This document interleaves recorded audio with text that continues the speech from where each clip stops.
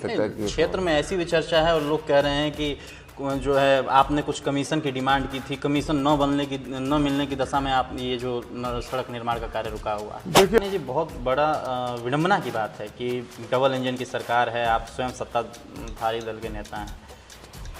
प्रश्न तो उठता है और वीडियो वायरल हुआ उसी समय जिसमें जिलाधिकारी महोदय कह रही थी कोई जनप्रतिनिधि जो है अधिकारी पर दबाव नहीं बना सकता। अपने करीबी रिश्तेदार की तबादला के लिए बोला था और तबादला न होने की दिशा में ये नाराजगी व्यक्त। बहुत अच्छी बात आपने कहा आदर्श जी, ये मेरे कहने का ढंग है। कुछ लोग ये कह रहे हैं कि जब अधिकारी संयम से जवाब दे रहे थे तो आपने बैठक बीच में छोड़ दी। उनका ये कहना है कि आप कार्यवाही की जगह ड्रामेबाजी पसंद करते हैं, कि आप ड्रामेबाजी पसंद करते हैं कि ऐसा बैठक छोड़ के चले गए। अफसरशाही इतना हावी हो गया है कि जनप्रतिनिधि के बार बार कहने पर निर्माण कार्य नहीं हो रहा है। जैसा कि अध्यक्ष जी बैठे हुए थे और इसको मतलब नहीं ही कहना चाहिए, लेकिन कह रहा हूं मैं, वो बहुत मजबूती से मैं कह रहा हूं और आप इसका संज्ञान लीजिएगा। हमारे अध्यक्ष जी बैठे हुए थे, दिशा के सारे मेंबर बैठे हुए थे और दिशा की सेक्रेटरी तत्कालीन कलेक्टर दिव्या मित्तल ही बैठक छोड़ के चली गई। कौन जवाब दे है इसका? आप बैठक छोड़ के चले गए और लेकिन आप ही के दल के कई जनप्रतिनिधि वहीं बैठे रहे। नमस्कार, अभिवादन स्वीकार करें आदर्श तिवारी का। सब अपने अपने दायरे में रहें, मैं अपने दायरे से बाहर आया तो ठीक कर दूंगा एक एक को। यदि ये आवाज़ भी आपके गानों तक गूंजी है तो निश्चित रूप से आपके जहन में एक तस्वीर बन रही होगी। जी हाँ, हम बात कर रहे हैं ऐसे जनप्रतिनिधि की जिसके लिए देवरिया जनपद में सबसे ज़्यादा बार लोकप्रिय शब्द जोड़ा जाता है। जी हाँ, हम बात कर रहे हैं देवरिया जनपद के बरहट से विधायक श्री दीपक मिश्रा का। बहुत बहुत स्वागत है आपका। बहुत बहुत धन्यवाद। आपको बता दें कि ये इंटरव्यू वीडियो वायरल होने के बाद एक्सक्लूसिव इंटरव्यू है और पहला इंटरव्यू है। कैसे हैं? एकदम ठीक हूँ आदर्श जी, बहुत बढ़िया है। आप कैसे हैं? बहुत सुंदर। अफसरशाही इतना हावी हो गया है कि जनप्रतिनिधि के बार बार कहने पर निर्माण कार्य नहीं हो रहा है। ऐसा नहीं है, अफसरशाही हावी नहीं है। लोकतंत्र में लोक और तंत्र दोनों को साथ मिलकर काम करना पड़ता है तो लोकतांत्रिक व्यवस्था कायम होती है। हम लोग हैं और अफसरशाही तंत्र है, दोनों का सामंजस्य आदर्श जी होना चाहिए जी। और दोनों साथ मिलके जन भावनाओं के सम्मान के लिए काम करते हैं तो लोकतांत्रिक व्यवस्था मजबूत होती है और दोनों साथ मिलके काम करते हैं। ऐसा नहीं है कि अफसरशाही हावी है। तो कार्य क्यों नहीं हो रहा है? हाँ? कार्य क्यों नहीं हो रहा है जो निर्माण कार्य का? कार्य का ये है कि 2019 में मगहरा करोना एक बड़ा महत्वपूर्ण सड़क मार्ग है हमारे वहाँ, जो जिसको आप लाइफ लाइन भी कह सकते हैं जी। जो बरहज और सलेमपुर दोनों विधानसभाओं को जोड़ती है जी। ये सड़क। जितना हिस्सा इसका बरहज में है, स्वर्गीय मोहन सिंह जी जब विधायक थे बरहज के तो अपने हिस्से की बरहज विधानसभा की सड़कें उन्होंने बनवाई थी जी। और जो सड़क का हिस्सा सलीमपुर में आता है उस सड़क को मेरे पिताजी विधायक थे उस दौरान, उन्होंने अपने हिस्से की बनवाई थी। ये सड़क दोनों विधानसभाओं को जोड़ने के लिए बहुत ही महत्वपूर्ण सड़क है। 2019 में ये परियोजना स्वीकृत हुई, काम भी शुरू हुआ। ठेकेदार कौन था, कहाँ का था, मुझे नहीं पता है। ठेकेदारी मेरी विधा नहीं है, मैं जनप्रतिनिधि हूँ और सीधे जनता के सवालों से हम लोगों को रोज़ रोज़ रूबरू होना पड़ता है और मुझे लगता है कि मैं जनता के लिए बहुत आसान हूँ। बरहज में न इसके पहले कभी ऐसा हुआ था और मुझे लगता है कि ये लोकतंत्र में हर 5 साल पे चुनाव होते रहते हैं। हम लोग कोई ज्वाइन और रिटायर वाले लोग हैं नहीं जी। जनता जब जिसको आशीर्वाद देती है तो निर्वाचन के माध्यम से जनता की सेवा करने के लिए आगे आता है विधायक और सांसद के रूप में। जब तक जनता का आशीर्वाद रहेगा तो आदमी सेवा करता रहेगा। हम रोज़ रोज़ जनता के सवालों से रूबरू होते हैं और हम आपसे बता देना चाहते हैं कि 2019 की स्वीकृत परियोजना अधर में लटक गई। 2022 में फिर विधानसभा का चुनाव हुआ और जनता का मुझे आशीर्वाद मिला, मैं बरहज से निर्वाचित हुआ तो मैंने प्रयास शुरू किया इस सड़क के लिए। कौन कंपनी थी, कौन ठेकेदार था, टेंडर क्या होता है, ये प्रक्रिया ही मुझे नहीं पता है, क्योंकि ठेकेदारी मेरी विधा नहीं है। मैं ब्लॉक प्रमुख भी रहा हूँ, पिताजी कैबिनेट मिनिस्टर रहे हैं। सामाजिक सरोकार हम लोगों का बरतानिया हुकूमत से, कभी इस तरह की चीज़ें मन में ही नहीं आई। और मैं आपको खुले तौर पे कह देना चाहता हूँ कि धनोपार्जन की कोई विधा न हम लोगों के पूर्वजों में थी और ना ही हमारे वंशजों में ये चीज़ें आने वाली हैं। हम व्यापारी लोग नहीं हैं, हम लोगों का सीधे सीधे जनता से सरोकार रहता है। हम लोग जनसेवक के रूप में काम करते हैं। और आप हमारा इतिहास उठा के देखिएगा, बाबूजी कई बार मिनिस्टर, कई बार विधायक रहे। हम लोगों ने साधन के लिए कोई काम नहीं किया है। जो कुछ भी हम लोग करते हैं सेवा के लिए करते हैं। और ऐसे में तमाम आरोप हमारे पर लगने शुरू हुए कि ठेकेदार से बात नहीं बन पा रही है। और मैं आपको आदर्श बताऊं कि ठेकेदार को देखा भी नहीं है। मैं ठेकेदारों के भीड़ में या आम जन के भीड़ में वो ठेकेदार खड़ा हो जो पहले का टेंडर उसका हुआ था, तो मैं उसको पहचान भी नहीं सकता कि क्षेत्र में ऐसी भी चर्चा है और लोग कह रहे हैं कि जो है आपने कुछ कमीशन की डिमांड की थी, कमीशन न मिलने की दशा में आप ये जो सड़क निर्माण का कार्य रुका हुआ है। देखिए, जनता को इससे मतलब नहीं है। जनता को मतलब है सड़क से। कौन कमीशन लेता है, कौन कमीशन नहीं लेता है, ये जनता को पता है। और जनता को अपने प्रतिनिधि पर विश्वास है। अगर मैं ऐसा नहीं करता, दिशा की बैठक में पुनः वह मामला नहीं रखता। ये 6वीं 7वीं दिशा की बैठक थी और हर बैठक में ये सवाल मैंने उठाए हैं। जब हमारे पूर्ववर्ती कलेक्टर जितेंद्र सिंह जी थे, उनके बाद अखंड प्रताप सिंह जी थे, अभी दिव्या मित्तल जी हैं। 3 कलेक्टर के संज्ञान में, और कमल कोई नाम था, एक्सीजन था, कोई मनोज पांडे थे, अभी अनिल जाटव हैं, ये एक्सीजन है। ये सभी के संज्ञान में है, जिले के सारे जनप्रतिनिधियों के संज्ञान में है। उस सड़क के लिए मैं लड़ता रहता हूँ। और जेपी सिंह के ज़माने में मैंने कमीशन नहीं मांगा, एपी सिंह, अखंड प्रताप सिंह के ज़माने में मैंने कमीशन नहीं मांगा, मनोज पांडे, कमल किशोर के संज्ञान में ये बातें नहीं आई।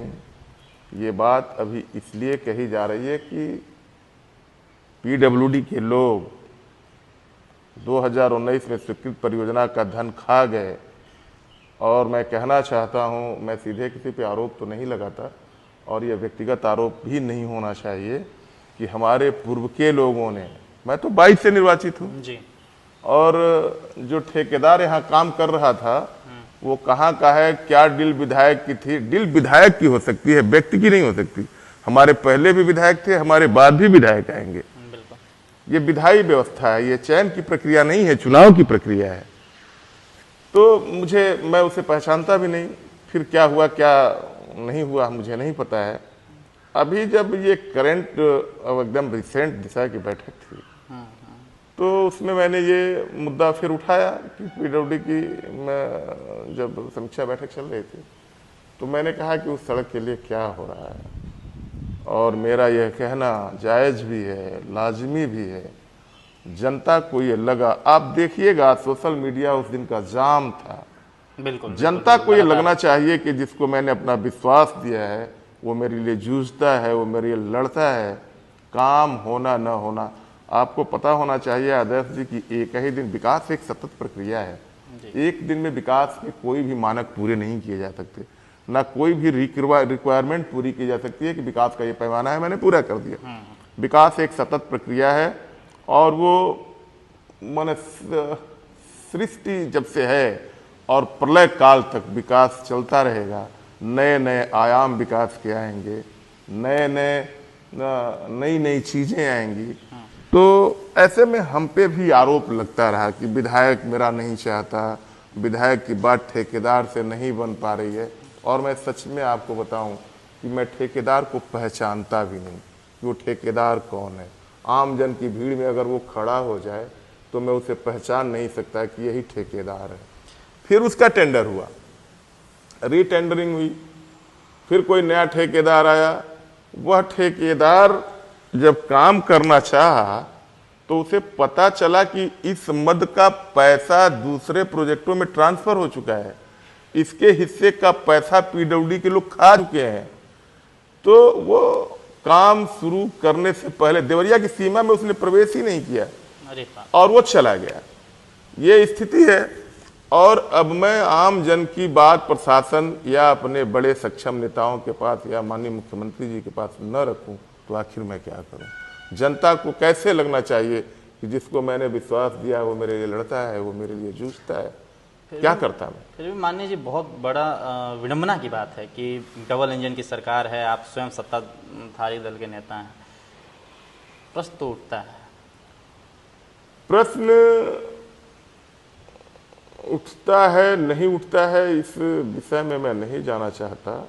लेकिन डबल इंजन की सरकार का आदर्श जी मैं बहुत स्पष्ट आपको बता दूं कि हम लोग सार्वजनिक जीवन जीते हैं। हम लोग जब सार्वजनिक मंचों पर खड़ा होते थे, राजनीतिक मंचों पर खड़ा होते थे जी। तो हम लोगों की या पूर्वांचल के किसी भी सामाजिक कार्यकर्ता की आवाज़ होती थी, हम लोग यहीं से अपनी बात शुरू करते थे कि हम उस पूर्वांचल से आते हैं जो पिछड़ा है, जो गरीब है, जो गंवार है। यहीं से पूर्वांचल का हर कार्यकर्ता, चाहे वो किसी भी सिद्धांत, राजनीति या चरित्र के लिए जीता हो, किसी भी सार्वजनिक मंच से अपनी ये बात रखता था कि हम पिछड़ा पूर्वांचल, लाचार पूर्वांचल, बेबस पूर्वांचल, गंवार पूर्वांचल से आते हैं। हमारी सरकार 2017 में बनने के बाद जब डबल इंजन की सरकार उत्तर प्रदेश में काम करना शुरू की, हम आपके संज्ञान में ले आना चाहते हैं कि पूर्वांचल की बेबसी, पूर्वांचल की लाचारी, पूर्वांचल का गंवारपन, पूर्वांचल की गरीबी हमने दूर किया है। और मैं आपको बताना चाहता हूँ, आप मीडिया से जुड़े हुए लोग हैं, कि पहली बार पूज्य योगी आदित्यनाथ जी महाराज के नेतृत्व में हमने पूर्वांचल एक्सप्रेस वे दे के पूर्वांचल के यातायात की व्यवस्था को समृद्ध किया है। हमने आजमगढ़ में महाराजा सुहेलदेव विश्वविद्यालय दे के पूर्वांचल के शैक्षिक स्तर की चिंता की है। हमने कुशीनगर में अंतर्राष्ट्रीय मानक का हवाई अड्डा दे के, जैसे हमारे माननीय प्रधानमंत्री जी ने कहा कि हवाई चप्पल वालों को जो उनका स्तर है उस लेवल के लोगों को भी हम हवाई यात्रा कराएंगे। हमने पूर्वांचल के लोगों के हवाई यात्रा के मार्ग सुगम किए हैं। और कृषि विश्वविद्यालय दे के पूर्वांचल के कृषि की महात्मा बुद्ध कृषि विश्वविद्यालय हमने कुशीनगर में शिलान्यास करके और आने वाले कल में उसका लोकार्पण करके उत्तर प्रदेश के कृषि की चिंता की है। और पूर्वांचल जो दिल्ली का एम्स, जिसको हम दिल्ली के नाम से जाने जाते थे, एम्स का मतलब दिल्ली, उस एम्स को हम गोरखपुर में स्थापित करके पूर्वांचल के स्वास्थ्य की चिंता करते हैं। और गोरखपुर के मेडिकल कॉलेज को देवरिया में स्थापित करके मूल रूप से देवरिया के स्वास्थ्य की चिंता करते हैं। स्वास्थ्य, शिक्षा, सड़क और हवाई यात्राएं ये सुगम करके हमने पूर्वांचल की गरीबी, पूर्वांचल का पिछड़ापन, पूर्वांचल का गंवारपन दूर किया है। तो डबल इंजन की सरकार का तो लाभ है ही आदर्श। फिर भी अगर सड़क ये न बने तो कहीं पब्लिक फंड का मिसमैनेजमेंट तो नहीं मानते हैं इसे आप? नहीं, पब्लिक देखिए सवाल हम ही से करेगी, क्योंकि मैं निर्वाचित जनप्रतिनिधि हूँ। बिल्कुल। और वो स्वतंत्र है मुझ पर आरोप लगाने के लिए। आरोपों को मैं सिरे से खारिज भी नहीं कर सकता। मैं ये कहना चाहता हूँ कि आरोप वो लगा रही है तो उसे जानने का हक है कि आखिर ये सड़क बन क्यों नहीं रही है। और उतने के लिए मैं रोज रोज दिशा की बैठक से लेके माननीय मुख्यमंत्री जी से भी मिला। माननीय आदरणीय हमारे अभिभावक भी हैं, बड़े नेता हैं उत्तर प्रदेश के, कृषि मंत्री हैं उत्तर प्रदेश के, आदरणीय शाही जी से भी अपनी बात को रखा। मैं सबके संज्ञान में है जी। माननीय मुख्यमंत्री जी के भी संज्ञान में है। और अभी पिछले दिनों में प्रदेश के लोक निर्माण के प्रमुख सचिव अजय चौहान जी से और HOD हैं द्विवेदी जी, अशोक द्विवेदी जी, दोनों से अपनी बात रखी है और निकट भविष्य में सड़क बन जाने की उम्मीद है। कुछ लोग ये कह रहे हैं कि जब अधिकारी संयम से जवाब दे रहे थे तो आपने बैठक बीच में छोड़ दी। उनका ये कहना है कि आप कार्यवाही की जगह ड्रामेबाजी पसंद करते हैं, कि आप ड्रामेबाजी पसंद करते हैं कि ऐसा बैठक छोड़ के चले गए। क्या जवाब? देखिए, मैं कहना तो नहीं चाह रहा था। पिछले दिशा की बैठक में हमारे दिशा के अध्यक्ष जी बैठे हुए थे और इसको मतलब नहीं ही कहना चाहिए, लेकिन कह रहा हूं मैं, वो बहुत मजबूती से मैं कह रहा हूं और आप इसका संज्ञान लीजिएगा। जी। हमारे अध्यक्ष जी बैठे हुए थे, दिशा के सारे मेंबर बैठे हुए थे और दिशा की सेक्रेटरी तत्कालीन कलेक्टर दिव्या मित्तल ही बैठक छोड़ के चली गई। कौन जवाब दे है इसका? दिव्या मित्तल जी बैठक छोड़ के चली गई। बैठक छोड़ के चली गई, कौन जवाब दे है? जब हमारा सेक्रेटरी, हमारा मंत्री ही नहीं है तो मुझे अध्यक्ष बन के वहां बैठे रहने का क्या मतलब है? कोई मतलब। ये पिछले दिशा की बैठक की बात ये पिछले दिशा की बैठक की बात है और इसको प्रूव कर लीजिएगा। हमारा अध्यक्ष बैठा हुआ है, सारे सदस्य बैठे हुए हैं और सेक्रेटरी चली जाए। किस बात के अध्यक्ष हैं आप? ये दुखद है, बहुत दुखद। कौन इस पे रोक लगाएगा? ये बहुत दुखद है आदर्श जी। देखिए और मैं आपको बताना चाहता हूं कि माननीय एमएलसी देवेंद्र सिंह जी चौथी बार एमएलसी हैं। जी। लगभग 24-25 साल सदन में उनके जीवन के होने जा रहे हैं जी। और एमएलसी साहब ने हमसे कहा कि साका भाई चलिए, जिस अध्यक्ष का सेक्रेटरी ही बैठक में नहीं होगा उस अध्यक्ष के साथ बैठने का क्या मतलब? जब उसका सचिव, अध्यक्ष बैठा है, सचिव चला गया, ये बहुत दुखद है। यह लोकतांत्रिक व्यवस्था पर कलंक है, प्रश्न चिन्ह है। ये किस बात के आप अध्यक्ष थे? आपका सेक्रेटरी ही चला जाता है और आप बैठे रह रहे हैं। कौन बैठक करेगा? संचालन कौन करेगा उस बैठक का? अध्यक्ष। आप एजेंडा क्या जानते हैं कि एजेंडा क्या आने वाला है? वो तो सेक्रेटरी बताएगा ना, उस पर स्पष्टीकरण सदस्य देगा, अपनी बात रखेगा। उस समय अध्यक्ष कौन था दिशा की बैठक? यही वर्तमान सांसद देवरिया थे, शशांक मणि। तो उन पे सवाल उठना चाहिए। बिल्कुल। हमारी अपनी हमारा तो जनता से सरोकार है सीधा। बिल्कुल। हम कभी भी जा सकते, कभी भी आ सकते। हम अधिकारी नहीं हैं, हम नौकर नहीं हैं, हम सेवक हैं। यही अंतर है नौकर और सेवक में। बिल्कुल। हम जनता के सेवक हैं। हम कभी भी, हमारी मजबूरियां हैं, हमारी दुश्वारियां हैं, हम जनहित के सवाल पर किसी से भी टकराएंगे, हम अपनी बात कहीं भी रखेंगे और वह बात रखने का कोई उचित मंच नहीं होता। वो हर मंच पर अपनी बात रख सकता है क्योंकि वो जनप्रतिनिधि है और अधिकारियों के एक दायरे होने चाहिए। हम सारे जनप्रतिनिधि जिले के बैठे हुए थे, दिशा के अध्यक्ष जी बैठे हुए थे, सारे मेंबरान बैठे हुए थे और सचिव ही बैठक छोड़ के चली गई। आप पूछिए सारे विधायक में से चली गई कि नहीं चली गई। आप पूछिए रतनपाल सिंह जी से, एमएलसी हैं, आप पूछिए देवेंद्र सिंह जी से, आप पूछिए जिले के सारे विधायकों से जिन्हें आप जानते हैं कि दिशा की बैठक छोड़ के सचिव चली गई कि नहीं चली गई। इसका उत्तरदायित्व किस पे जाना चाहिए? इसका उत्तरदायी कौन है? इसका जिम्मेदार कौन है? हमारा आना जाना, जैसे देखिए, आने जाने का कोई बहुत मतलब नहीं है कि मैं क्या करता हूं क्या नहीं करता हूं। मैं सच में बताऊं आदर्श जी कि 6वीं 7वीं बार मैं अपनी बात कहते कहते थक भी गया। आखिर जनता के बीच में जाके क्या बिल्कुल क्या कहूंगा जनता के बीच में? जनता को ये लगना चाहिए कि वो जूझता है। फिर वही ढाक के 3 पात, फिर ये परियोजना जल्दी पूरी होने वाली है, फिर वही एक्सचेंज पीडब्ल्यूडी का उल्टा सीधा जवाब दे रहा था। सार्थक जवाब आना चाहिए और जनहित के मुद्दे पर काम होना चाहिए। बिल्कुल। हाँ, ये है, बैठक छोड़ के जाना ना जाना। नहीं, देखिए, जब आपका वीडियो वायरल हुआ तो वीडियो वायरल होने के बाद एक और वीडियो वायरल हुआ उसी समय, जिसमें जिलाधिकारी महोदय ये कह रही थी कोई जनप्रतिनिधि जो है अधिकारी पे दबाव नहीं बना सकता है। इस पर आपकी क्या? देखिए, इस पर हमारे नेता आदरणीय सूर्य प्रताप शाही जी का बयान आ चुका है और मैं उसी बयान को दोहराता हूं आदर्श जी कि लोकतंत्र में जनप्रतिनिधियों के तमाम ऐसे कार्य हैं जिनकी सिफारिश तो करेगा। बिल्कुल। अब क्या न्याय है क्या अन्याय है, ये सक्षम अधिकारी को तय करना है। ये जरूरी नहीं कि जो आदमी मेरे पास आया है वह न्याय की ही बात कर रहा है। हमने उसकी बात प्रशासन तक पहुंचा दी।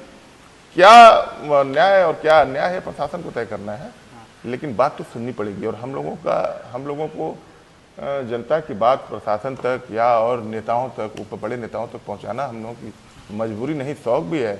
और लोकतंत्र में अगर जनता की बात नहीं कह पाएंगे तो क्या करेंगे? तो कहेंगे हम। आप बैठक छोड़ के चले गए और लेकिन आप ही के दल के कई जनप्रतिनिधि वहीं बैठे रहे, मूक दर्शक बने रहे। सबका अपना अपना विषय है। अब अन्य जनप्रतिनिधियों को मैं कुछ नहीं कह सकता जी। लेकिन सवाल बरहज का था, सवाल सड़क का था। तो अन्य जनप्रतिनिधि जाते न जाते वो उनका विषय है, उसमें मैं नहीं पढ़ना चाहता। क्या आपने पीडब्ल्यूडी के एक्शन के खिलाफ कोई जानकारी सबूत सहित डीएम या सीएम ऑफिस में पहुंचाई? अगर नहीं पहुंचाई तो फिर ये पहुंचाया है आदर्श जी, और ये सबको पता है कि फिर कह रहा हूं कि 2019 की स्वीकृत परियोजना 2020 में भ्रष्टाचार की भेंट चढ़ गई और 2022 लाइबिलिटी तो फिक्स होनी चाहिए कि जो 2022 से पहले विधायक था, परियोजना तो उस विधायक के जमाने में स्वीकृत हुई थी, आरोप प्रत्यारोप तो उस विधायक से होने चाहिए, कमीशन लिया नहीं लिया उस विधायक से होने चाहिए। हम तो उसके लिए जूझ रहे हैं, वो लुटा हुआ पैसा खोज रहे हैं आदर्श जी कि कौन उसका जिम्मेदार है। जनता का पैसा अगर विधायक ही लिया है तो विधायक एक शब्द है और वो बदलता रहता है। विधायक मतलब लोकतांत्रिक व्यवस्था है, प्रक्रिया है चुनाव की। आज हम हैं, कल दूसरा आएगा। तो जो वर्तमान जो स्थितियां थी, जो जिनके कार्यकाल में ये प्रक्रिया शुरू हुई थी, सवाल तो उनसे होने चाहिए। बिल्कुल 2022 के बाद अगर भ्रष्टाचार का किसी भी तरह का आरोप प्रत्यारोप मुझ पे लगता हो या टेंडरिंग की व्यवस्था हुई हो तो सवाल हमसे भी होने चाहिए। लेकिन 2019 की स्वीकृत परियोजना 2022 तक पूरी नहीं हुई तो हमारे पूर्ववर्ती महोदय से सवाल होना चाहिए, न कि हमसे होना चाहिए। और 22 के बाद जो फिर रीटेंडरिंग हुई तो वो ठेकेदार देवरिया की सीमा में प्रवेश ही नहीं किया। उसने देखा कि इस मद में पैसा है ही नहीं और किसी की हिम्मत नहीं है कि शासन प्रशासन से फिर उतना पैसा मंगाए। कौन मांगने जाएगा? 21 करोड़ रुपए आप खा गए। फिर आप किस मुंह से जाएंगे? कहेंगे सवाल ये उठता है, प्रमुख सचिव पूछेगा, माननीय मुख्यमंत्री जी पूछ सकते हैं, वही वर्तमान के पीडब्ल्यूडी मिनिस्टर भी, पीडब्ल्यूडी विभाग भी उन्हीं के पास है कि जो पैसा मैंने दिया था वो क्या हुआ। तो ये पूरी परियोजना भ्रष्टाचार की भेंट चढ़ गई। सवाल हमसे नहीं होना चाहिए, हम तो उसके लिए लड़ रहे हैं। और मैं आपको फिर बताना चाहता हूं कि अभी एक हफ्ते के अंदर मुझे लगता है कि पुनः वो परियोजना स्वीकृत हो जाएगी। माननीय मुख्यमंत्री जी ने मुझे आशीर्वाद भी दिया है, आश्वासन भी दिया है कि साका जी वो परियोजना जल्दी स्वीकृत हो जाएगी, काम शुरू हो जाएगा, बन जाएगी। सर कुछ लोग कह रहे हैं कि बैठक छोड़ने के बाद आपने पीडब्ल्यूडी के अधिकारी को कहा कि मैं चल रहा हूँ पीडब्ल्यूडी के ऑफिस, लेकिन आप पीडब्ल्यूडी के ऑफिस गए ही नहीं। कितनी सच्चाई है? हाँ, एकदम सच्चाई है। मैंने कहा, मैंने आवेश में कह दिया था, मैं उसके ऑफिस में मैं नहीं जानता पीडब्ल्यूडी का एक्सीजन बैठता कहाँ है। सच आप जानिए पीडब्ल्यूडी का एक्सीजन कहाँ बैठता है देवरिया में, मैंने देखा ही नहीं है। तो मैं उसके ऑफिस जाके क्या करता? मैं सीधे फिर जनता के बीच में आ गया। मैं उसके ऑफिस में क्या करता? मीडिया में ऐसी बातें चल रही हैं और जिले में भी ऐसी चर्चा है कि बीएसए से आपने किसी अपने करीबी रिश्तेदार की तबादला के लिए बोला था और तबादला न होने की दिशा में ये नाराजगी व्यक्त। बहुत अच्छी बात आपने कहा आदर्श जी, ये मेरे कहने का ढंग है। जैसे आप मेरे से कम आधे से ज़्यादा उम्र में छोटे हैं। अगर आप ही की बात मुझे किसी सक्षम व्यक्ति से कहनी होगी तो मैं कह दूंगा कि आदर्श जी मेरे भतीजा हैं। ये मेरे कहने का ढंग है। मेरे सभी विधानसभा बरहज के ही नहीं, जनपद देवरिया के या जो भी पिताजी के साथ काम किए हुए लोग हैं उनको मैं सम्मानित नज़रों से देखता हूँ, सम्मान से देखता हूँ। सभी बुजुर्गों को मैं चाचा दादा कहता हूँ, सभी समवयस्क लोगों को मैं भाई कहता हूँ, सभी छोटे लोगों को मैं भतीजा कहता हूँ। ये मेरे कहने का ढंग है और ऐसा कह देने से लोगों को भी अच्छा लगता है और थोड़ा सा मानसिक तो नहीं कह सकते, थोड़ा सा मतलब जिससे कहा जाए ये बात, उस पर थोड़ा दबाव भी बढ़ जाता है और कुछ नहीं।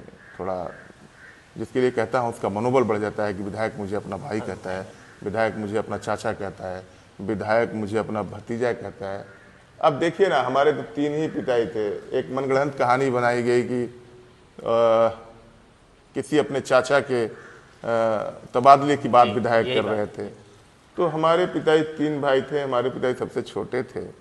2 पिताजी हमारे 30-35 साल 40 साल पहले नहीं रहे, 10-12 साल पीछे मेरे पिताजी भी नहीं रहे। तो अब चाचा तो मैं नहीं समझ सकता कौन है क्या है। ये मेरे कहने का ढंग है। मैं किसी को भी जो उस लेवल के लोग हैं जो पिताजी के समवयस्क थे उनको मैं चाचा कहता हूँ। आप बताइए, मैं कभी भी आप सार्वजनिक मंच पे देखिएगा, दलगत कार्यक्रमों में देखिएगा, मैं आदरणीय सूर्य प्रताप शाही जी को कभी मंच से शाही जी नहीं कह सकता। पूर्व जिला अध्यक्ष अनिरुद्ध मिश्रा जी को मैं कभी अनिरुद्ध जी नहीं कह सकता। विजय कुमार दुबे जी को मैं कभी विजय जी नहीं कह सकता। ये सब पिताजी के साथ काम किए हुए लोग हैं। या ये मैं कौन होता हूँ किसी को अपमानित करने वाला? मैं सबके सम्मान के साथ सबके सम्मान के लिए जीता हूँ। सबका सम्मान सुरक्षित रहे, सबकी आबरू बची रहे, इसका प्रयास करता रहता हूँ। लोग कह रहे हैं कि 2022 से अभी तक कहाँ थे? ये आक्रोश छिपा क्यों था अभी तक? जैसे देखिए, आक्रोश तो मैं आक्रोशित कभी होता नहीं आदर्श जी। मैं सीधे सीधे, अभी आप देखिए, मैं अपने दरवाजे पर बैठा रहता हूँ। मेरा कोई ऑफिस नहीं है, मेरा कोई चपरासी अर्दली नहीं है, मेरा कोई टेलीफोन अटेंडेंट नहीं है, कोई सोशल मीडिया वाला नहीं है। मैं सब कुछ खुद ही अपने करता हूँ। और हमारे दरवाजे पर लीची के 2 पेड़ हैं, उसी के नीचे बैठता हूँ। आपको जान के आश्चर्य होगा कि पेड़ से हट के मैंने आज तक बंद कमरे में किसी से बात नहीं की। सारी बातें मेरी सार्वजनिक हैं। हालांकि इसके लिए मुझे बहुत लोग कहते भी हैं कि किसी से अलग से भी बात कर लिया करें, लेकिन मुझे अच्छा नहीं लगता कि सार्वजनिक जीवन में सारी बातें आपकी सार्वजनिक होनी चाहिए। आपके छुपाने से कुछ छुपेगा नहीं। इसलिए मैं लीची के पेड़ के नीचे बैठता हूँ और मेरा सौभाग्य है, ईश्वर का मुझ पर आशीर्वाद है, इसकी कृपा है, माता पिता का आशीर्वाद है कि मेरे पास एवरेज 300-400 लोग रोज आते हैं। तो बहुत सारे समर्थक हैं, तो जिस लेवल का समर्थन होगा आदर्श जी, उस लेवल का विरोध भी आपको सहना पड़ेगा। विरोध भी उस लेवल का होगा। कहा जा रहा है कि आपने जो आरोप लगाए थे कि 8 माह से एक सेवानिवृत्त महिला को वेतन दिया गया, बीएसए ने इसे आधार बताते हुए कहा कि जांच में ऐसा नहीं पाया गया है। अब हालांकि जिलाधिकारी महोदया ने संज्ञान लिया है और टीम गठित करके जांच करा रही हैं, लेकिन स्थानीय समाचार पत्रों में उसे छापा गया। क्या कहेंगे सर? शशि बाला वर्मा वो सदर की शिक्षिका थी जी। विजय नारायण पाल मणि या कुछ ऐसे कोई ये बीएसए थे उस समय के, उनके जमाने से ये मामला चला। अच्छा। जो वर्तमान के देवरिया सदर के बीएसए हैं, उनके जमाने में भी 4 महीने वेतन आहरित होता रहा। विजय नारायण पाल या क्या नाम था, वो ट्रांसफर कर गए, घर जनपद को चले गए, उनको नोटिस भेजी। और कहीं न कहीं वर्तमान के जिसके कार्यकाल में 4 महीने का वेतन आहरित हुआ है, उसको नोटिस नहीं दी गई है कि आपके कार्यकाल में ऐसा कैसे होता रहा। तो ये तो सीधे सीधे वैमनस्यता है। किसी को फंसाने के लिए और किसी को बचाने के लिए प्रशासन कार्रवाई कर रहा है। बिल्कुल। और किस बात की आप बीएसए हैं जब आपको पता ही नहीं है कि क्या ज्वाइनिंग और क्या रिटायरमेंट, सेवानिवृत्ति कब है और कब सहयोग देंगी या कोई शिक्षक देंगे। ये तो उसके सर्विस बुक पे नोट होगा ना कि कब इन्होंने अपना सहयोग दिया था, कब इन्होंने ज्वाइन की थी, कब रिटायर होंगे। 8 महीने 9 महीने तक कोई शिक्षिका वेतन पा रही है। और मैं स्पष्ट तौर पे कहना चाहता हूँ, शिक्षक समाज के लिए कहना चाहता हूँ कि वह बहुत बेबस है। शिक्षक समाज को हमारी सरकार ने जो सम्मान दिया है उससे जोड़ के मैं कह रहा हूँ, पूरा शिक्षक समाज 80-90 से लेके 1 लाख तक की सैलरी पाता है, तो उसमें वो अपने गृहस्थ जीवन की सारी चीजें सेट करके चलता है। बच्चे की फीस है, पत्नी की साड़ी है, माँ की दवाई है, बाप की रजाई है, बेटी की सगाई है, बेटे की पढ़ाई है, और वो महीने का अपना वेतन खर्च कर चुका होता है। और जब एक बार रिकवरी, एक बार वसूली किसी शिक्षक से होगी 10 लाख रुपए की, तो मुझे लगता है कि शिक्षक समाज पे भारी पड़ेगा। बहुत। तो ये गलती किसकी है? क्यों आपने मुझे दिया 10 महीने का वेतन? कौन जिम्मेदार है इसके लिए? हम तो वेतन लेते रहे, हम काम करते रहे, वेतन लेते रहे, हम पढ़ाते रहे कि हमको अपने वर्क का पेमेंट मिल रहा है। हमको नहीं पता था, आपको तो पता था, आप जिम्मेदार अफसर हैं। लेकिन एक बार किसी भी शिक्षक से मैं कह रहा हूं कि उतने बड़ी रकम की वसूली हो जाए गैर जिम्मेदाराना व्यवहार से, तो कठिन है। शिक्षक समाज हिल जाएगा, नहीं कर पाएगा। आप आश्वासन समिति के सदस्य हैं, आप केवल बरहज के विधायक नहीं हैं, आप साथ ही इसके आश्वासन समिति के सदस्य भी हैं। आपने ये मुद्दा, आप इसको सरलता से ले सकते थे, सड़क निर्माण का। आप चाहते तो एक बार सदन पटल पे इसको रखते, तारांकित या अतारांकित रूप से। और आदर्श जी, मैं इस मुद्दे को आश्वासन समिति में भी रख चुका हूँ, रख चुके हैं? हाँ, रख चुका हूँ। ये ओरली नहीं है, रिटन में है। और तारांकित? हाँ, रिटन में, ओरली नहीं है। मैं इस चीज़ को नकार भी नहीं सकता कि हमने नहीं रखा है वहाँ। और जवाब सवाल भी हुए हैं। मैंने बताया आपको, माननीय मुख्यमंत्री जी के संज्ञान में 3-3, 4-4 बार मिलकर मैं दे चुका हूँ। तो यह तो सवाल ही नहीं उठता है कि मैं कह तो रहा हूँ कि हर मंच पर मैंने अपनी बात रखी है, कोई मंच बाकी नहीं है। अब एक ही मंच बाकी है कि अब जनता के सामने बताया जाए जी। कि हकीकत क्या है। जनता को भी सच तो पता होना। परत दर परत पोल खुल जाएगी। जितने भी भ्रष्टाचारी हैं, मैं फिर आपको कह रहा हूं, जितने भी भ्रष्टाचारी हैं वो सब जाएंगे जेल, सब जेल जाएंगे। अब बढ़ते हैं बिहार चुनाव की तरफ। 2-3 प्रश्न बिहार से लिया जाता है। बिहार चुनाव का तेजी से माहौल बन रहा है, इस पर आपकी क्या भूमिका होने वाली है? देखिए, हम लोग बिहार के सरहदी इलाके से आते हैं। जी। देवरिया उत्तर प्रदेश का पश्चिमांचल का अंतिम जिला है, पूर्वांचल का, और सिवान, गोपालगंज ये ज़िले पश्चिमी बिहार के एकदम हमसे सटे हुए हैं। पार्टी जहां भी हमारा उपयोग समझेगी, भेजेगी, पार्टी के हर निर्देश का पालन करने के लिए तैयार हूं। और बिहार चुनाव में हम लोग माहौल भी देख रहे हैं। मुझे लगता है कि बिहार चुनाव में 2/3 बहुमत की एनडीए की सरकार बनने जा रही है। और लालू प्रसाद यादव जी, राबड़ी देवी जी, इन लोगों की सरकारों के आतंक लोग भूले नहीं। आप देखिए ना, हमारे वहाँ उत्तर प्रदेश में 37 साल बाद उस सरकार को आगे 5 साल काम करने का मौका मिला है, जो सरकार पीछे 5 साल तक काम कर चुकी है। और यही चीज़ें बिहार में फिर होने जा रहा है। उनका आतंक लोग भूले नहीं। जंगल राज बिहार का भूले नहीं है लोग। हम लोग सरहदी इलाके के रहने वाले हैं, आना जाना है, नाते रिश्ते हैं हम लोगों के। एकदम जनता मन बना चुकी है कि बिहार में प्रचंड बहुमत की एनडीए की सरकार बनाएंगे, सेवा की सरकार बनाएंगे, साधन वालों से दूरी बनाएंगे। क्या बिहार में नीतीश कुमार की स्थिति अब भी किंग मेकर वाली है, या फिर गंभीरता से लेना लोग उन्हें बंद कर दिए हैं? नीतीश कुमार जी बड़े नेता हैं, उतने उस लेवल पर हम लोगों का कुछ कहना ठीक नहीं है। बस मैं ये कहना चाहता हूं कि भारतीय जनता पार्टी की सीटें बढ़ेंगी और एनडीए की सरकार बनेगी। तेजस्वी यादव की एक युवा मुख्यमंत्री वाली चेहरा बन रहा है, और क्या भाजपा को उनके करिश्मे को रोकने के लिए नया चेहरा सामने लाना चाहिए, युवा चेहरा मुख्यमंत्री? देखिए, ये तो इसका अनुभव उत्तर प्रदेश की जनता से भी पूछा जाना चाहिए। अखिलेश जी तो मुख्यमंत्री रहे हमारे वहाँ, युवा तो वो भी थे, फिर जनता ने रिपीट नहीं किया।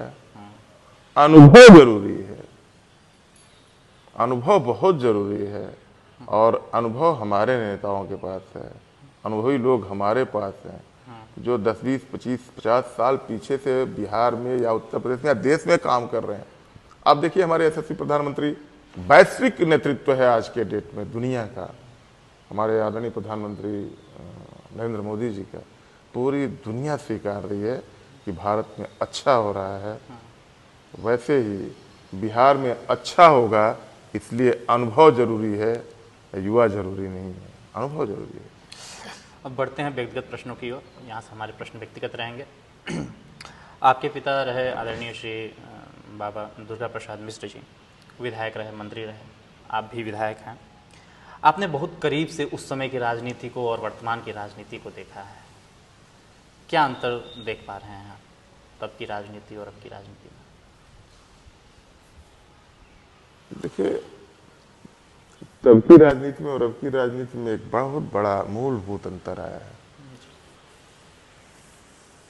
तब के राजनेता सेकेंड लाइन तैयार करने के लिए भी प्रश्रय देते थे, पुष्पित करते थे, पल्लवित करते थे, और उनके बाद भी नेतृत्व आएगा, ऐसा वो सोचते रहते थे।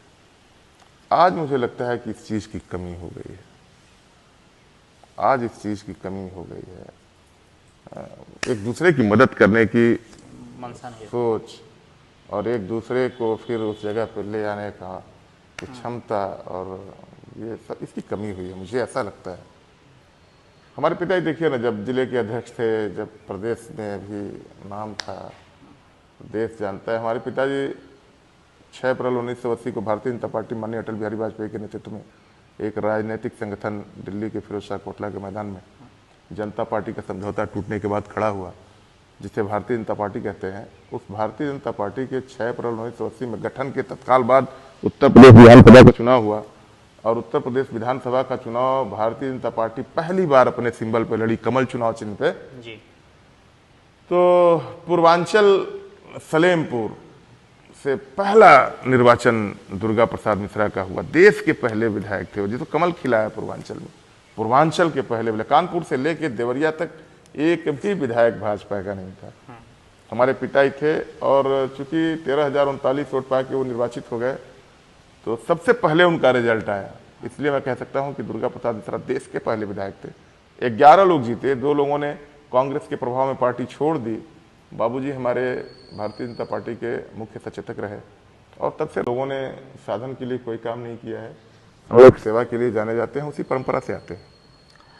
आपकी पढ़ाई लिखाई का सफर कैसा रहा? क्या छात्र जीवन से ही राजनीति में रुचि थी या फिर? देखिए, पिताजी की सेवा देख के मेरा भी मन लगा। हम लोग भी अच्छे स्कॉलर थे। हम हिस्ट्री से MA हैं, BEd affiliated college Gorakhpur university के टॉपर हैं और मुझे लगता था कि नौकरी कर लेनी चाहिए। मेरा मन भी था कि मैं भी शिक्षक होता, पढ़ाता, लेकिन पिताजी के सेवा के कार्यों को देख के और मैं उनके अपने तीनों भाइयों में बड़ा करीब था, तो पिताजी के साथ जनसेवा मुझे शुरू से ही अच्छी लगी कि यह भी एक जॉब है, यह भी एक तरीका है समाज में रहने का, और मैंने जनसेवा चुनी और प्रभावी ढंग से जनसेवा तब से मैं करता हूँ। पिताजी के कार्यों में हाथ बटाता था। मैं ब्लॉक प्रमुख रहा 2006 से 2011 तक भागलपुर का। बहुजन समाज पार्टी की सरकार में मुझ पे तमाम तरह के आरोप लगे। 11 मुकदमे तात्कालीन सरकार ने मुझ पे कायम करवाए। हर मुकदमों का हर मुंहतोड़ जवाब मैंने बहुजन समाज पार्टी की सरकार में तात्कालिक विधायक और सांसद का दिया था। मैंने कभी घुटने नहीं टेके और कितना हो बड़ा कोई षड्यंत्र आदर्श जी कर ले, हम लोगों के खून में नहीं, हम घुटने टेकने वाले नहीं हैं, हम लोग जूझने वाले हैं। हमारे आदर्श तो राणा प्रताप हैं, हमारे आदर्श तो शिवाजी महाराज हैं, हमारे आदर्श तो मंगल पांडे हैं, चित्तू पांडे हैं। हम लोग तो जूझने और लड़ने की परंपरा से आते हैं और मैं आपको बता देना चाहता हूं कि जो लड़ता है उसे ही प्राप्त होता है। जिन डूबा तिन पाइयाँ गहरे पानी पैठ, मैं बपिरा बूढ़न डरा रहा किनारे बैठ। लड़ने वाले को ही हासिल होता है, बैठने वाले बैठे रह जाते हैं। तो ऐसा कोई निर्णय आपका या फिर पीछे मुड़कर अगर आप देखें जिसने आपकी दिशा बदल दी जीवन की? देखिए, हमारे पिताजी सामाजिक क्षेत्र में हमारे आदर्श हैं। जिस शुचिता, समता, समरसता और ईमानदारी से उन्होंने समाज में सेवा करी है, उसी शुचिता, समता, ईमानदारी से मैं समाज की सेवा करता हूँ। किसी भी तरह का कोई आरोप, तमाम षड्यंत्र लोग करते रहते हैं। अभी आप दिशा की बैठक के बाद कई गैर जनपदों से पत्रकार खोजे गए हैं, कई दूर दराज की, जिसको न कोई पहचानता है न जानता है और न कोई कुछ मुद्दा पा रहा है। तो एक मनगढ़ंत कहानी बना के तमाम वीडियो वायरल किए जा रहे हैं कि विधायक का नाम है साका, एक का नाम है राका, एक का नाम है बांका, विधायक 3 भाई हैं। मैं आपसे कहना चाहता हूं कि जब हमारे बाबूजी जनसंघ से चुनाव लड़ते थे तो चुनाव चिन्ह था दीपक। तो उस दीपक चुनाव चिन्ह पर हमारे बाबूजी ने अपने बड़े बेटे का नाम रखा। मेरा नाम दीपक है और हमसे छोटे भाई का नाम ज्योति है और तीसरे नंबर के भाई का नाम प्रकाश है। तो ये भी लोगों को जानना चाहिए। और साका शब्द को मैं बता देना चाहता हूँ। साका नाम कैसे पड़ा? ये साका, मेरे पिताजी भी बड़े विनोदी स्वभाव के थे जी। और साका आप बताइए, बताऊं आपको कि आप सनातनी हैं जी। साका शिव का भी नाम है और मैं इतिहास का विद्यार्थी रहा हूं। जैसे आज का ब्लैक कैट कमांडो है ना, जी। जो सर पे काली पट्टी बांध के चलता है, वैसे ही मुगल काल में साका वो सैनिक होता था जो मरने मारने पर उतारू होता था, उसे साका कहते थे। तो मे भी पॉसिबल ये हो सकता है कि पिताजी इतिहास जानते हों कि मेरे बेटे भी वैसे हों, अन्याय के खिलाफ कहीं भी लड़ जाएं, किसी पर भी, समाज के अंतिम व्यक्ति पर भी अन्याय हो रहा हो तो मेरा बेटा साका लड़ेगा। ये भी हो सकता है। और शिव का भी नाम साका है, शिव को भी साका नाम से पुकारते हैं। ये भी इस वजह से साका। राका को जानते हैं, राका चांदनी से है।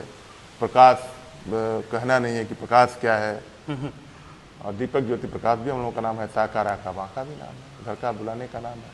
अब सच में बताऊं, मैं चुनाव न लड़ता, मैं ब्लॉक प्रमुख न होता तो हमको दीपक कोई जानता ही नहीं। साका। हाँ, पूरे जिले के लोग साका ही साका जानते हैं।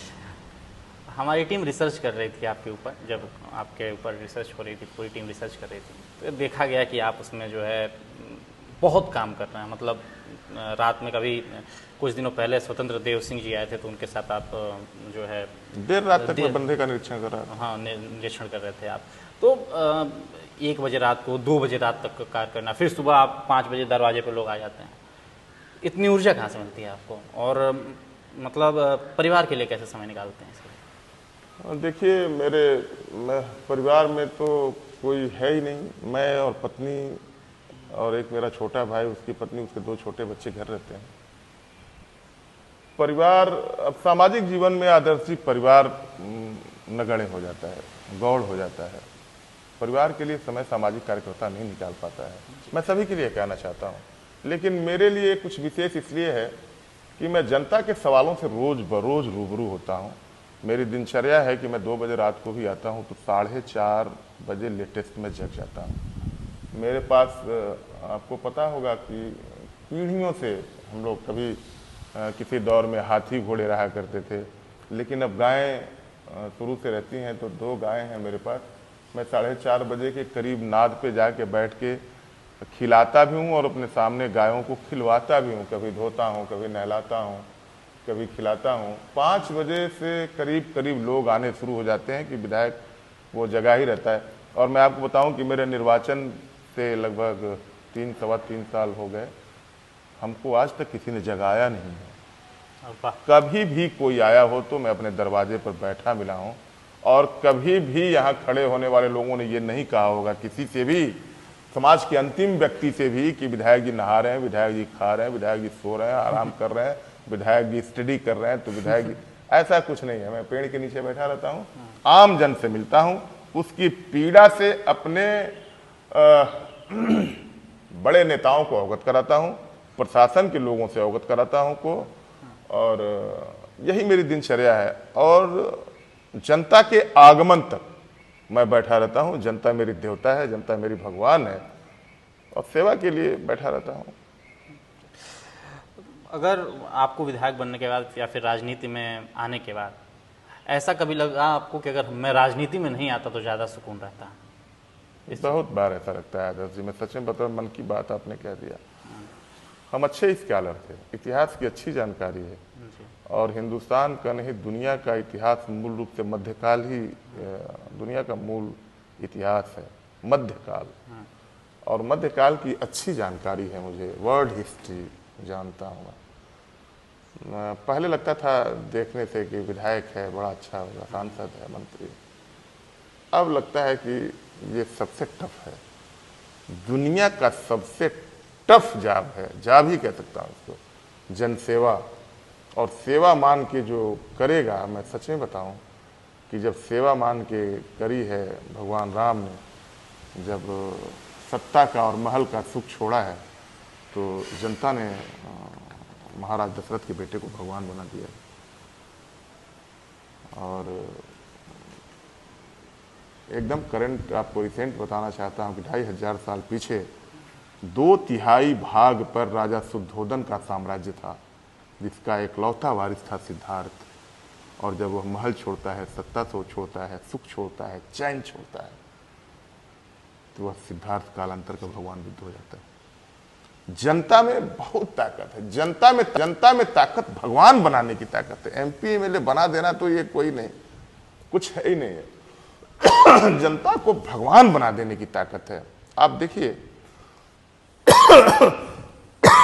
बड़े सारे जो लोग हुए हैं ना, घर छोड़ा है, परिवार छोड़ा है, उनके भी कोई माता पिता थे, देवरहा बाबा के माता पिता थे, और आए जनसेवा करी, मतलब पूजनीय हो गए लोग में।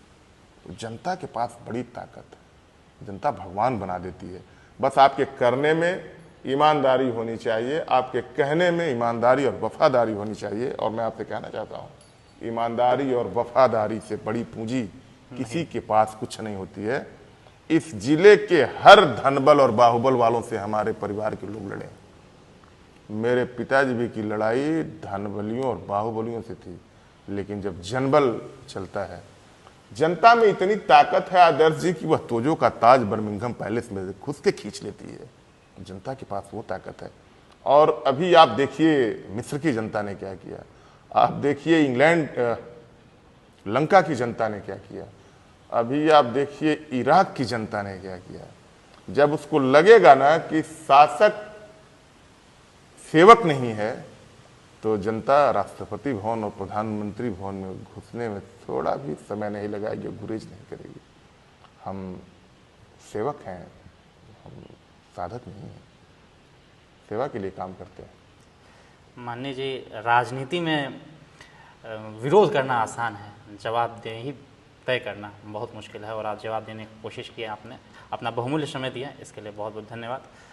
यदि आप इस वीडियो को YouTube पे देख रहे हैं तो चैनल को भी सब्सक्राइब करें, और Facebook पे देख रहे हैं तो पेज को तुरंत फॉलो करें। बहुत बहुत धन्यवाद आदर्श जी, बहुत बहुत धन्यवाद।